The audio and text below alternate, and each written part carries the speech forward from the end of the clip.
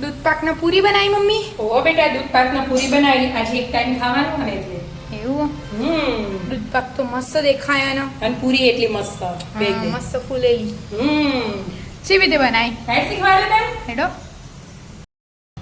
એનું આજે દૂધ પાક બનાવવાનો એટલે મેં 1.5 લીટર દૂધ લીધું. બરાબર. તારા પપ્પા નહીં, આપણે 4 જણા આવીએ એટલે 1.5 લીટર ચાલી. અને 1 ચમચી ઘી લગાવી દીધું તપેલીમાં. કેવું હોય? નીચે દૂધ ચોટના પેલું દાજા ને દાજા ચમચા દૂધ કળાય એટલે આખા તળિયે આવી જવું જોઈએ. ગરમ થઈ ગયું. હવે આપણે આ 1.5 લીટર દૂધ ઉમેરીશું એમાં.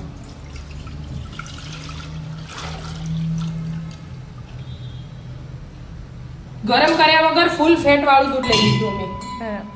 અને આ થોડું પાણી ગરમ કરી દીધું અમે. ત્યાં બદામ લીધી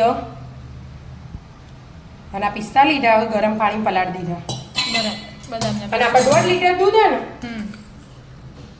એટલે 1 ચમચી અને આ 2 ચમચી ચોખા લેવાના. ચોખાને ગરમ પાણી પલાળી દેવાના. એક ઘડીક વાર હજી દૂધ ઉકળે ને તારજો. એકદમ ઉકળતું પાણી. 3 વસ્તુ પલાળી દીધું. 3 પલાળી દીધું અને દૂધ ઉકળતું પડ્યું. એના હલાય કરવાનું દૂધનો. બરાબર. દૂધ ઉકળ્યું? હા, જો દૂધ ઉકળવા માંડ્યું આપણે ભાતમાંથી પાણી કાઢી લીધું. બરાબર. બધું. હવે એ ભાત હે ને ગેસ ધીમો કરેલો એમાં એક જરાક ઘી એડ કરવાનું અને મિક્સ કરી લેવાનું. એ ઘીવાળા ભાત હોય ને એનો સ્વાદ મસ્ત આવે એટલા માટે. હવે આમાં દૂધમાં એડ કરી દેવાના ચોખા. ચોખા કહેવાય, આપણે ભાત કહીએ પણ આમ બધા ચોખા કહેતા હોય એટલે. હવે ઉકળવા દેવાના. ચોખા ચડી જાય ને ચોખા ચડીને ભાત બને ત્યાં લાગી. હા. આપણે ચોખામાંથી ભાત બન્યા. આપણે ખીર બનાવીએ ને તો વધુ ચોખા લેવા પડે અને દૂધ પાકમાં ઓછો લેવા પડે. જો ચડી જાય લાગે જ છે. હા, એ તો દેખાય. આમ પકડીએ એટલે આમ દબાઈએ એટલે ચડી જાય. પોચા થઈ જાય. હા. એટલે હવે આપણે એમાં ખાંડ એડ કરી દઈશું. આપણે જેમ ગોળી ખાતા હોય ને એ પ્રમાણે એડ કરવાની. અને આ પિસ્તા અને બદામ બે દૂધ ઉકળવા જ દેવાનું એમના એમ. અને આ બે આપણે લઈ લઈશું. અને આ કેસરના વાળા મેં ગરમ દૂધમાં પલાળ્યા હતા ને એ આપણે દૂધમાં એડ કરી દઈશું. એટલે બધું હાથે હાથે ઉકળી જાય. અને કેસરના વાળા તો નખવા ના નખવા ઓપ્શનલ.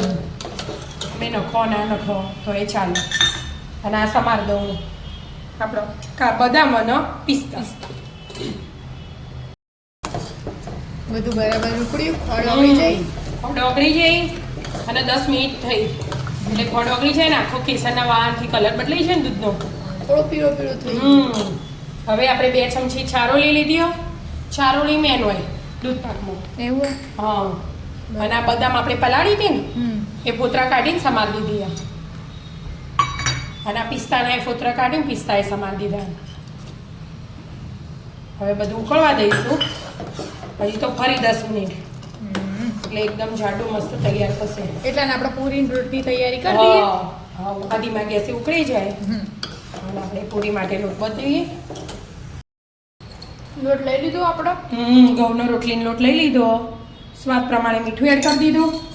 આપણે મસાલાવાળી પૂરી બનાવવાના છીએ. આમ તો મીઠું અજમો બે નાખીએ ને તો એ સાદી કહેવાય. અને અજમો નાખવાનો પૂરીમાં. આપણો નારી હારી બાબુ છે. આપણો મંદિરમાં આપણો હોય ને ખાતા હોય ને સાદી હોય. અમુક જગ્યાએ જ હોય ખાલી થોડી હળદર હોય. આપણે મસાલાવાળી બનાવીશું. થોડી હળદર, થોડુંક લાલ મરચું અને તેલનું મૂળ એડ કરીશું 2 ડોકલી. એટલે પાછળથી પૂરી તેલ પીવાના. બરાબર. એટલા માટે દાણા જીરું એડ કરવું હોય કરે પણ હું નહીં કરતી. બસ આટલું મિક્સ કરી અને મસ્ત પાણી એડ કરીને લોટ બાંધી દેવાનો. ના ઢીલો ના કાઠો એવો. મસ્ત લોટ બંધાઈ ગયો કે હવે ઢોકીને 5 મિનિટ મૂકી દેવાનો. 5 મિનિટ થઈ જઈને વણવા માંડી. 10 મિનિટ થઈ એટલે હું વણવા માંડી. તું કોમ કરતી હતી ને એટલે વણી બનાવું ને આવતું બધું આવે ને તું એટલે બીજી વણું તું. એટલે જો તેલ ગરમ કરવા મૂકી દીધું આવી રીતે થોડોક લોટ લઈને ચેક કરી લેવાનો. થઈ જ જીવો બધી પૂરી એડ કરી દઈશું આપણે મસ્ત દડા તળી લેવાની. અને દૂધ પાકે થઈ ગયો આપણો. અને આપણે રહો ને ઇલાયચી ફ્લેવર વાળું દૂધ સારું ભાવો એટલે આપણે નખી જાયફળ ને ઇલાયચી બે ખોડી લઈ લીધું. બરાબર. આમ જેને નખવું હોય નખ, ના નખવું હોય ઓપ્શનલ ઇલાયચી તો, પણ જાયફળ નખવાનું એટલા માટે. જો મસ્ત મજાનો દૂધ પાક તૈયાર. હવે પૂરી કરી દઉં. જો ફૂલી જાય ને મસ્ત ફૂલી જાય. એવી રીતે ડીશ બનાવી દો આપણે. હા, ડીશ તૈયાર કરી દઉં. તો આવી જાઓ મિત્રો, મસ્ત મજાનું દૂધ પાક અને પૂરી ખાવા.